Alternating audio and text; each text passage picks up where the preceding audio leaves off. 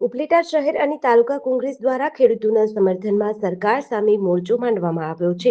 DAP અને NPK જેવા ખાતરની થેલીમાં તોતિંગ 700 રૂપિયાનો વધારો ચૂકી દેવાતા અને ડુંગળી મગફળી જેવા પાકોના પૂરતા ભાવ ન મળતા ખેડૂતોની હાલત કફોડી બની છે। સરકારે ટેકાના ભાવમાં માત્ર 50 રૂપિયાનો નજીવો વધારો કરી ખેડૂતોની મજાક ઉડાવી હોવાનો આક્ષેપ કર્યો છે। આ બહેરી અને મૂંગી સરકારને જગાડવા કોંગ્રેસે બજારમાં ₹1 કિલો ડુંગળી વેચીને નવતર વિરોધ નોંધાવ્યો હતો। તાલુકા કોંગ્રેસ પ્રમુખ ઉપલેટા સમગ્ર ગુજરાતની અંદર આજે પારાવાર મોંઘવારીનો માર ખેડૂતોની હાલત કફોડી થઈ ગઈ છે।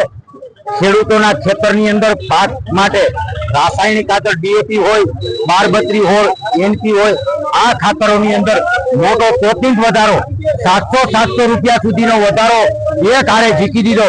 ખેડૂતોની પાયમાલી તરફની આજે સરકારે નિર્ણયો લીધા છે, એનાથી પરેશાન છે ખેડૂતો। ત્યારે ખેડૂતોની જણસીના ભાવ નથી, એક પણ જણસીનો ગઈકાલે સરકારે ટેકાના ભાવ ખેડૂતોને માત્ર બનાવટ કરવા માટે 50 રૂપિયાના માત્ર રૂપિયા વધારી અને ટેકાનો ભાવ વધાર્યો છે। ત્યારે ખેડૂતોની કુર મસ્કરી કરવામાં આવે છે।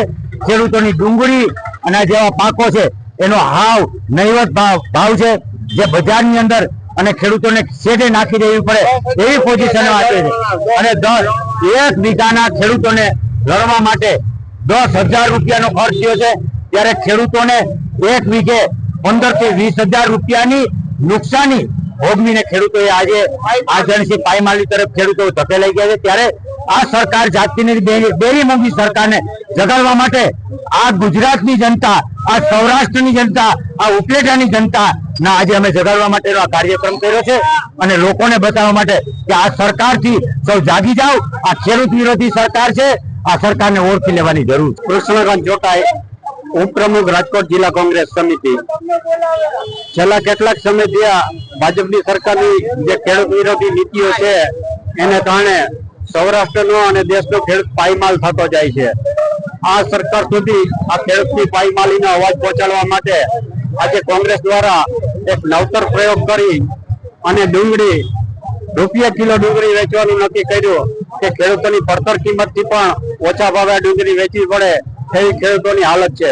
બીજી બાજુ આજ ખેતી ઉત્પાદન કરતો પાક પકવવા માટે ખેડૂતોને જે ખાતર જોઈએ છે થેલીએ 700 રૂપિયા જેવો જંગી ભાવ વધારો કરી અને ખેડૂતોને રાતે પાણીએ રોવરાવતા કર્યા છે। જ્યારે બીજી બાજુ સરકાર આ દેશના પૈસાનો ખુલ્લેઆમ દુરુપયોગ કરે છે। છેલ્લે જ્યારે ગુજરાતમાં મુખ્યમંત્રીએ મુલાકાત લીધી ત્યારે આપણે સૌએ જોયું કે સમગ્ર ગુજરાતમાંથી 2400 જેટલી એસટીની બસોને બંધ કરી દીધી અને માણસોને લઈ જવા માટે આડેધડ પૈસાનો ઉપયોગ કર્યો અને પૈસાનો બેફામ દુરુપયોગ કરીને પણ પોતે દુરુપયોગ કરે છે।